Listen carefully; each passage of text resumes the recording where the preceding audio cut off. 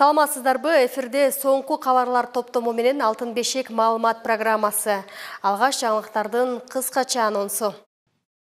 Баткен медиа борбору чоң жоготууга учурады. Чыган журналист алып баруучу Арзугүл Галымбетова 38 жашында мезгилсиз дүйнө салды.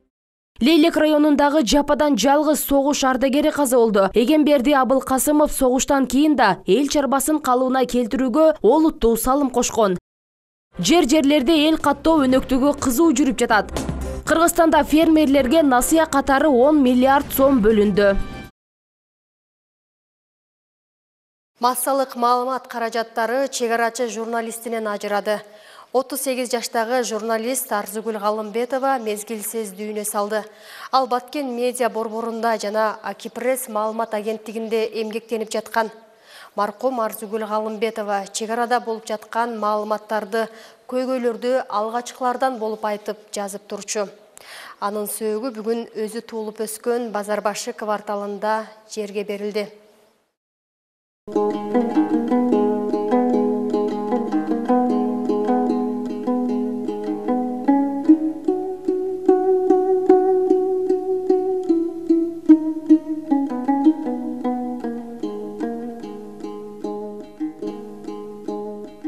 Чегарадагы окуяларды, көйгөйлөрдү алгачкылардан болуп айтып, чегарачы журналист аталган Арзугүл Галымбетова дүйнө салды. Маркум болгону 38 жашта болчу. 1984-жылы Баткен шаарындагы Базарбашы кварталында туулган. Бишкек гуманитардык университетинин журналистика факультетин 2009-жылы аяктаган. Эмгек жолун 2007-жылы Эхо Манас телерадио компаниясында алып баруучу болуп баштаган. Кыргызстан обондору радиосунда, КТРК Обо гезитинде кабарчы болуп эмгектенген. 2010-жылдан бери Баткен телеканалында редактор, баяндамачы, ага редактор, диктор кызматында эмгектенген. Ошол эле учурда 2010-жылдан тартып Акипресс агенттигинин Баткендеги өкүлү болуп эмгектенип келген. Ал эми 2014-жылдары 7-каналдын Баткен облусундагы өкүлчүлүгүн жетектеген.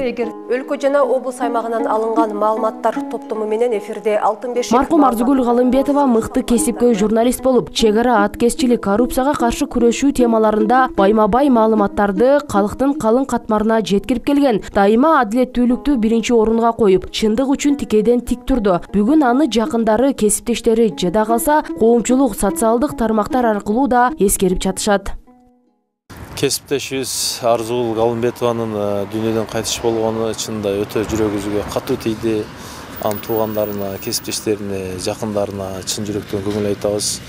Арзугүл Галымбетова кесиптешибиз бул чын-чынына келгенде Баткен областында чыны журналистика кандай болорун, мыйзамсыздык менен кандай күрөшөрүн көрсөтүп, үлгү боло турган, чыган, кыргыздын керегине жараган күчтүү журналисттердин, кыргыздын патриот кыздарынын бири болчу. Арзугүл бул Баткен, мен Баткен үчүн жашайм дейт эле.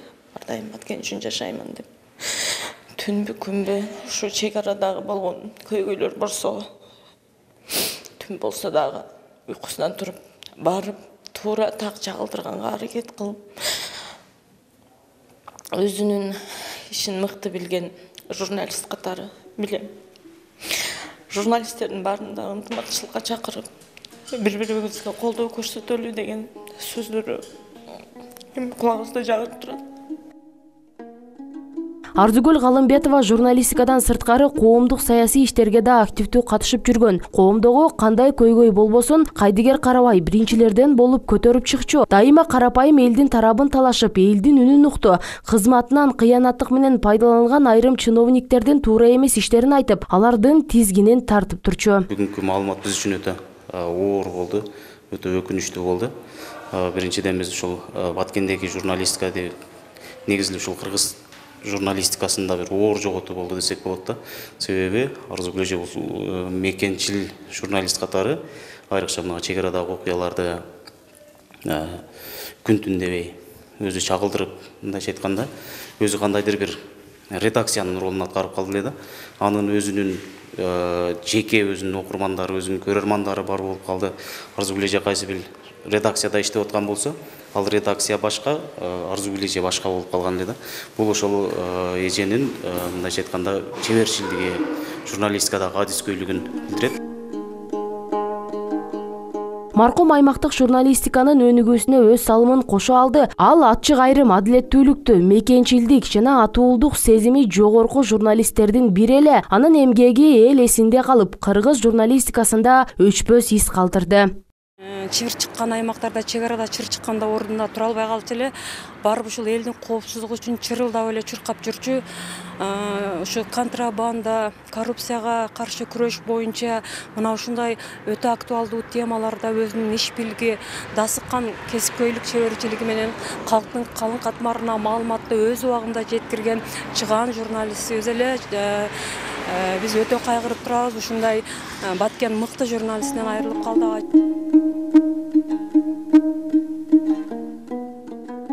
Кесиптешибиз Арзыгүл Галымбетованын эмгеги бааланып, мамлекеттик чек ара кызматынын төш белгиси, президенттин Баткен облусундагы өкүлчүлүгүнүн, облустук телерадио компаниянын жана район шаар башчыларынын ардак грамоталарына татыган. Мындан сырткары бир катар сыйлыктардын ээси болгон чыгаан журналист Баткендин сыймыктуу кызы маркум Арзыгүл Галымбетованын элеси эсибизде. Баткен телеканалынын эмгек жамааты жакындарына терең кайгыруу менен көңүл айтат. Бактыгүл Мирадилова, Мингүл Көчөрова, Мейдирбек Айдырали уулу, Алтын бешик жаңылыктары.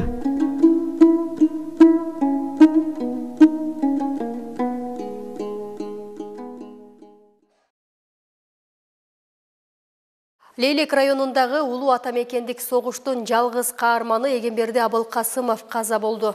Ал быйыл 99 жашка чыкмак. Ардагер 1923 жылы Лейлек районунун Кара Суу айылында туулган. Кабыргасы кателек жатып согушка аттанып, элдин жердин тынчтыгы үчүн жан аябай салалашууга катышкан. Согуштан кийин да эл чарбасын калыбына келтирүүгө олуттуу салымын кошкон.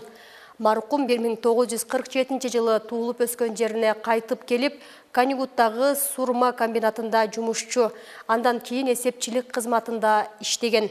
1961-1962 жылдары арка өрөөнүн өздөштүрүүгө, Кара Суудан элди көчүргөн учурда бригадир болуп, 2 жыл иштеп, кайра карыган ата-энеси айылда калган үчүн кайтып келген.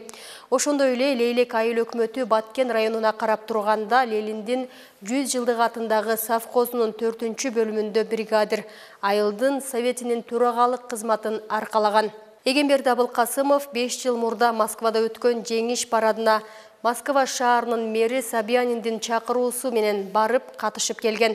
Байбичеси Адалат эне экөө тарбиялап өстүргөн 5 кыз 3 уулдан азыркы күндө 50 небере, 40 чебере, 2 гыбыра көрүп, алардын төрүндө бактылуу турмуш кечирген. Эске салсак, Эгемберди Абылкасымов Лейлек жана Баткен райондорунан улуу атамекендик согушка катышкан акыркы ардагер болчу. Министрлер кабинетинин турагасы Акылбек Жапаров министрлер кабинетинин кезектеги кеңешмесин өткөрүп, анда 13 маселе каралды. Бул тууралуу министрлер кабинетинин басма сөз кызматы билдирди. Атап айтканда, министрлер кабинетинин мүчөлөрү күрөө жөнүндө Кыргыз Республикасынын мыйзамына өзгөртүүлөрдү киргизүү тууралуу, Кыргыз Республикасынын мыйзамынын долбоору жөнүндө министрлер кабинетинин чечим долбоорун карап чыгып жактырышты. Мындан тышкары айыл чарба министрлиги өсүмдүктөрдүн карантини жөнүндө Кыргыз Республикасынын мыйзамына өзгөртүүлөрдү киргизүү тууралуу, Кыргыз Республикасынын мыйзамынын долбоору жөнүндө министрлер кабинетинин токтомунун долбоорун кароого сунуштады. Ошондой эле республикалык бюджеттен айыл чарба техникаларын сатып алууга 199 миллион 390 миң сом өлчөмүндө бюджеттик кредит бөлүп берүү жөнүндө Кыргыз Республикасынын министрлер кабинетинин тескемесинин долбоору каралып жактырышты. 2022-2024 жылдар мезгилинде программалык бюджеттөөнү ишке ашыруу боюнча чаралар жөнүндө министрлер кабинетинин токтомунун долбоорун карап чыгуунун жыйынтыгы боюнча Акылбек Жапаров министрликтердин жана ведомстволордун кызматкерлерин программалык бюджеттен түзүү ыкмаларына окутууну тапшырды. Ошондой эле министрлер кабинетинин мүчөлөрү 2021 жылдын 16 ноябрындагы ташып кирүүгө бажы алымдарынын суммаларын чегерүү жана бөлүштүрүү, аларды Евразия экономикалык бирлигине мүчө мамлекеттердин бюджеттеринин кирешелерине чигерүү тартибин сактоо маселелери боюнча биргелешкен контролдук иш-чараларды өткөрүү жөнүндө макулдашууну ратификациялоо тууралуу Кыргыз Республикасынын мыйзамынын долбоору жөнүндө токтом долбоорун кабыл алды. Министрлер кабинетинин кеңешмесинде Кыргыз Республикасынын өкмөтүнүн 2014 жылдын 3-июнундагы номер 303 мамлекеттик органдар алардын түзүмдүк бөлүнүштөрү жана ведомстволук мекемелери тарабынан жеке жана юридикалык жактарга берилүүчү мамлекеттик кызмат көрсөтүүлөрдүн стандарттарын бекитүү жөнүндө токтомуна өзгөртүүлөрдү киргизүү тууралуу чечиминин долбоору каралып, жактырылды. Кыргызстанда фермерлерге насыя катары 10 миллиард сом бөлүндү. Долбоорду ишке ашыруу үчүн Финансы министрлигине, Айыл банкка 5,5 миллиард, РСК банкына 4,5 миллиард сом бөлүү тапшырылды. Бул тууралуу Айыл чарба министрлигинен билдиришти. Негизги максат агро өнөр жай кластерлерин өнүктүрүү. Насиянын өлчөмү жылына 6% түзүп, кайтаруу мөөнөтү 3 жыл деп белгиленди. Чечимге ылайык фермердик чарбаларга, жеке ишкерлерге жана жеке жактарга төмөнкүдөй шартта насия берилет. 300 000 сомго чейин кайтаруу мөөнөтү 36 айга чейин күрөөсүз негизде, 500 000 сомго чейин кайтаруу мөөнөтү 36 айга чейин күрөө менен. Жылдык жүгүртүүсү 1 миллион сомдон ашкан фермердик чарбаларга 3 жылга чейин кайтаруу мөөнөтү менен 5 миллион сомго дейре насия берилет. Ошондой эле тамак аш, кайра иштетүү өнөр жай ишканалары, үрөн өстүрүү, асыл тукум чарбалары жана мөмө жемиш өсүмдүктөрүнүн питомниктерин, ошондой эле тамак аш өнөр жайынын жаңы түзүлгөн ишканалары 150 миллион сомго чейин 5 жылга чейин мөөнөткө күрөө коюп насия ала алышат. Кече 25 марттан тарта өлкөдө жалпы республикалык каттоо башталды. Эл каттоо өлкөнүн өнүгүүсү жана калктын жашоо турмушун жакшыртууга өбөлгө болот. Мындан улам бийлик өкүлдөрү элди кызыктар болууга чакырууда. Сүлүктүү шаарында эл каттоого жарандар активдүү катышууда. Саламатсызбы? Мен эл каттоо боюнча 10 жылда бир жолу өтүүчү эл каттоо Сүлүктүү шаарында да активдүү жүрүп жатат. Адистер мобилдик тиркеме аркылуу жашоочуларды каттоодон өткөрүп жатат. 2020 жылга белгиленген эл каттоо коронавирус пандемиясынан улам токтотулган. Быйыл бийлик тарабынан бул жумуштар кызуу жүрүп жатат. Сүлүктүү шаарында дагы ушул мезгилден пайдаланып, элдерге кайрылып кетет элем. Буга баарыңыздар тең кайдыгер карабастан толук түрдө катышып берсеңиздер, бул менен эртеңки күндө Кыргызстан ичиндеги элдин санын, акыбалын, анализин жасаганга мүмкүнчүлүктөр пайда болуп, мындай жакшы эффективдүү иштер жасаганга мүмкүнчүлүктөр пайда болот да. Нуржамал Калилова Сүлүктүү шаарынын тургуну, ал эл каттоого үй бүлөсү менен активдүү катышууда. Анын айтымында эл каттоо өлкөнүн өнүгүүсү жана калктын жашоо турмушун жакшыртуу үчүн анализди жасоого маанилүү деп эсептейт. 25 мартта эл каттоо шаардык мамлекеттик деңгээлде эл каттоо жүрүп атат. Мен эң туура деп ойлоймун. Бул 10 жылда бир болуучу эл каттоо. Кошуламын буга, өзүбүздүн үй бүлөбүз менен катталып. Сүлүктүү шаардык статистика бөлүмү тарабынан 79 каттоочу, 9 инструктор, 2 координатор тартылган. Өзүңүздөргө белгилүү болгондой, мына азыр Кыргызстандагы эң чоң иш-чара бул эл жана турак жай каттоо фонду өтүп атат. Кудай буйруп бүгүн 25-тен башталды. Буга чейин окутуулар жүргүзүлгөн. Бизде Сүлүктүү шаардык статистика бөлүмү тарабынан 79 каттоочу, 9 инструктор, 2 координатор тартылган. Окутуулар өтө жакшы деңгээлде өттү. Азыр ылгы учурда бүгүндөн баштап бардыгы өзүнүн иш-чараларын аткарууда. Ички иштер министрлиги эл каттоо жараянынын коопсуздугун камсыздоого милдеттендирилди. Билим берүү жана илим министрлиги, саламаттыкты сактоо министрлиги жана дин иштери боюнча мамлекеттик комиссия эл каттоо тууралуу түшүндүрүү иштерин жүргүзүүгө көмөктөшөт. Бактыгүл Мирадилова, Бакыт Саитов, Алтын бешик жаңылыктары.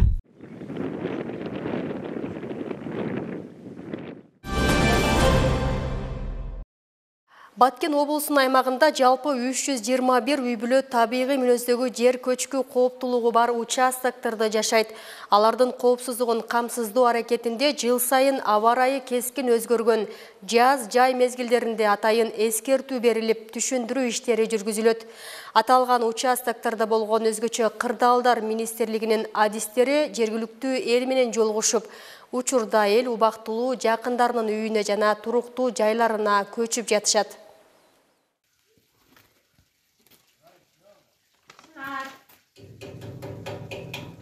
Калыскан эже ушинтип ар бир үйгө кирип, эскертүү баракчаларын таратып чыгууга аргасыз. Анткени Чаабай айылындагы Ясная Поляна участкасында жашаган эл кооптуу делген аймакта жашагандыктан азыркыдай жаан-чачын көп жааган мезгилде элдин коопсуздугун камсыздоо милдети турат.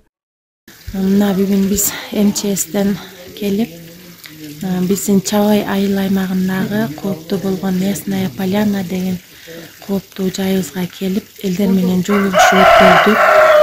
Эми бул кооптуу болгон жайыбызда 27 үй бүлө бүгүнкү күндө турак жайлары бар. Бирок бул 27 үй бүлө тынымсыз мына жергиликтүү өкмөт биз биргеликте МЧС менен биргеликте түшүндүрүү иштерин жүргүзүп кабар алып тургандыгыбызга байланыштуу бүгүнкү күндө бул 27 үй бүлөнүн аз эле бир 7-8 үй бүлө гана ушул жерде жашап турат бүгүнкү кооптуу мындай аба ырайы болгондугуна байланыштуу. Ал эми калгандары кичине балдар, кары-каттаңдар туруктуу болгон өздөрүнүн ылдыйдагы туруктуу үйлөрүнө көчүп кетишкен.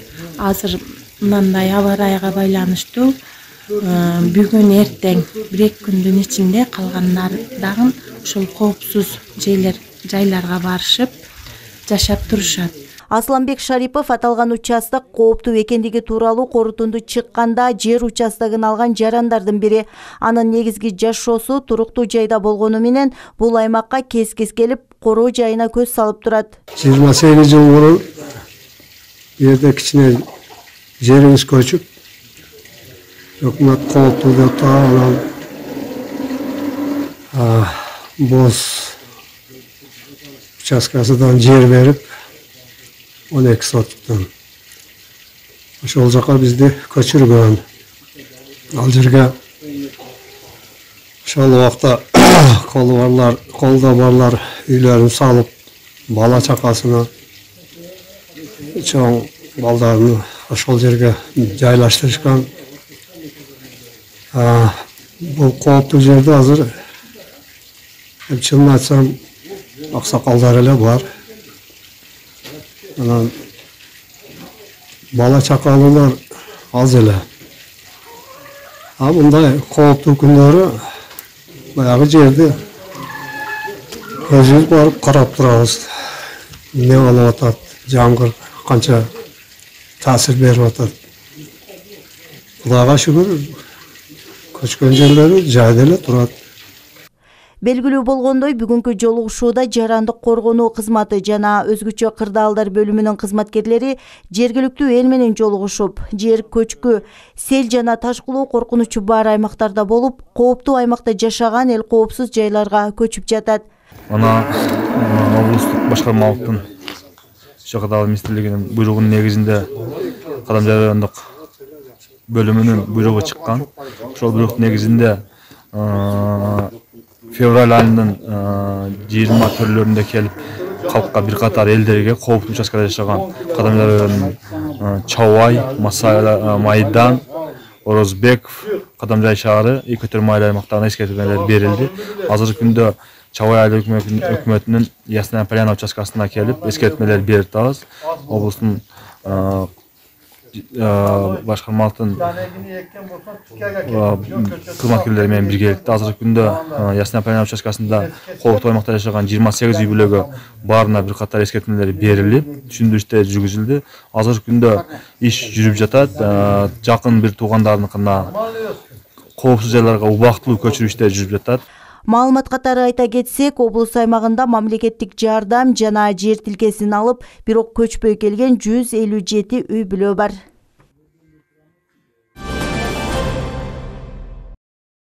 Баткен шаарында унаа кырсыктарын болтурбоо максатында жол коопсуздугун көзөмөлдөө кызматкерлери тарабынан рейд уюштурулду. Анда борбордук базардан өтүүчү жолдун боюндагы мыйзамсыз токтотулуп коюлган автоунааларга түшүндүрүү иштери жүргүзүлүп, айрым айдоочуларга протоколдор толтурулуп, эскертүүлөр берилди. Жол эрежелерин сактоо боюнча айдоочуларга түшүндүрүү иштери жүргүзүлдү. Рейдтин негизги максаты жол эрежелерин туура сактоо жана авто кырсыктардын алдын алуу болуп саналат. Негизги максаты жол унаа кырсыктарын болтурбоо багытында. Туура эмес жол жайында тоткон унаалар үчүн, кесилиштерге туура эмес токтоткон, туура эмес парковка кылган, жол чиндерине баш ийбеген, телефон колдонгон, ушуларга парковка иретиндеги иш-чара жүрүп жатат. Салихова, Нургазиева көчөлөрүндө жол кичине тар болгонуна байланыштуу бирөөгө ыңгайсыздык жаратпаш үчүн өздөрү дагы туура түшүнүп, мындай стоянкалар бар. Ошолорго алып келип, жол болсо биринчи катарга ушул токтотушса. Бүгүнкү күнгө алынган жаңылыктар топтому мына ушулар болду. Алдыдагы эс алуу күнүңүздөр көңүлдүү улансын.